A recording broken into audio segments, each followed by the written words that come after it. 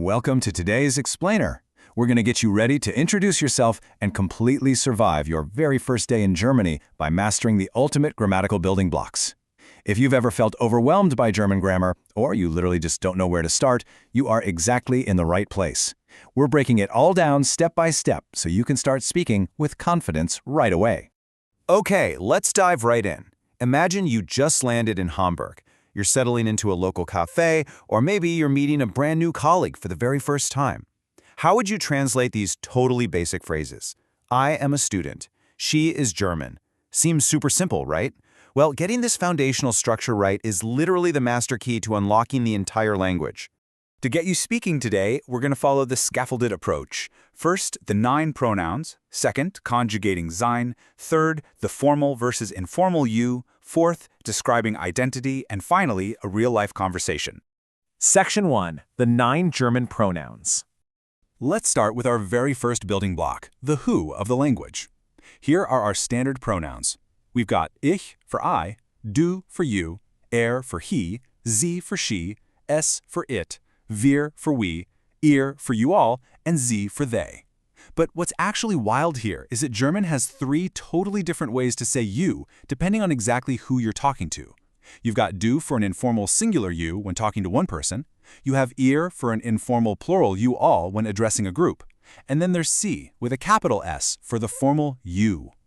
Context and the verb we attach to it will tell you exactly which one is being used at any given time. Now let's tackle a quick pronunciation hurdle right out of the gate. There's this brilliant, simple little hack for the notoriously tricky ich sound. It's not a hard K and it's definitely not a heavy sh. Try this. Place your tongue flat, say E, and just push a soft breath of air right over the top. Honestly, just think of the H in the English where huge to get that soft, hissing sound. Listen closely. Ich, ich. Go on, try saying that out loud to yourself. Section 2. Conjugating the verb sein. This brings us to the core engine of our sentences. The verb sein means to be, and it is, without a doubt, the single most important verb in German. You really need to lock these pairings into your memory right now. Let's go through them nice and slow. Ich bin, du bist, sie and es ist, wir sind, ihr seid, and for they and formal you, sie sind, sie sind. You know what makes this a little easier? The plural forms. Wir sind, the lowercase sie sind, and the uppercase sie sind all share the exact same verb form. To really make this stick, I highly recommend reading the Sen chant out loud to yourself 5 times today. Bin, bist, ist, sind, seid, sind.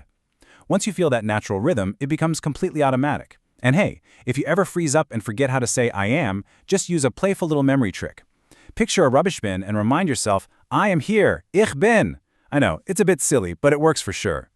The absolutely crucial point here is to avoid those classic beginner pitfalls. Your pronoun strictly has to match its designated verb form, no exceptions. Saying ich ist Student is completely wrong, because ist never goes with ich. It literally has to be ich bin Student. Same thing goes for du sind net, that just doesn't work grammatically. The form for du is always bist. Du bist net. Lock these in early and you'll save yourself a ton of confusion later. Section 3. Formal versus informal you. Now we're adding a vital layer of cultural nuance that could literally save you from an awkward mistake on day 1. In Germany, the line between the informal du and the formal sie is taken very seriously. You use du with your friends, family, kids, even pets. Basically anyone in your close inner circle. But talking to strangers on the street, elders, a doctor, or a new business contact, you absolutely must default to the formal sie. Dropping a casual du on a stranger or your boss without explicit permission is considered super presumptuous. This societal rule is so deeply ingrained that IKEA actually breaks it on purpose as a branding strategy. By using the informal du with all its German-speaking customers, IKEA actively bypasses that formal hierarchy. They do it to feel exceptionally warm, welcoming, and accessible, completely standing out from traditional, formal German businesses. It's a massive, deliberate shift in tone. So what happens when you're getting closer with a German colleague? Eventually, they might want to drop the formality. If a senior colleague or an older person wants to make that switch, they'll offer you this specific, polite phrase. Wir können uns gerne duzen. That translates to, we can use du with each other if you like. It's a huge milestone. Just remember, always wait for them to offer this before you drop the Z. Section 4. describing your identity. All right, next up, we need the actual vocabulary to describe ourselves using all this grammar. Now, German has a few very specific rules for this that are different from English. While country names like Deutschland are capitalized, the nationalities themselves are actually not. So the word Deutsch is lowercase. Also, and this is key, job titles change depending on gender. A male teacher is der Lehrer, but for a female teacher, you just add an en to the end, making it die Lehrerin. Same rule goes for students. Der Student for a guy, and die Studentin for a girl. Constructing a sentence is delightfully simple right now, mostly because it directly mirrors English word order. The structure is just your subject, followed by your verb, which is your conjugated form of Sein, and then the rest of the sentence. Ich bin Student. I am a student. Wir sind Freunde. We are friends. It's incredibly straightforward once you know the parts. But what if you want to say what you're not? Simply drop the word nicht directly after your verb. Want to say I am not tired? It's ich bin nicht müde. He is not a teacher. Ist nicht Lehrer. We are not from Germany. Wir sind nicht aus Deutschland.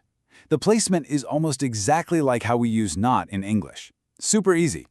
Section 5. Real-life German conversations. Let's pull all these building blocks together for the climax of our explainer, a real-world scenario. Imagine you're at the Goethe-Institute registering for your very first language course. The administrator behind the desk uses the formal Sie to politely ask your name. Wie heißen Sie? You confidently reply, Ich heiße, followed by your name. Then they ask where you're from. Woher sind Sie? And you answer using the strict structures we just built. Ich bin aus, followed by your home country. The conversation just flows. To ask a yes or no question, German simply swaps the subject and the verb. The admin asks your age, Wie alt sind Sie? You answer, Ich bin 25 Jahre alt. I am 25 years old. Then they ask about your marital status by swapping that verb to the front. Sind Sie verheiratet? Are you married? And using your new negation skills, you reply, Nein, ich bin ledig. No, I am single. See? You've got this.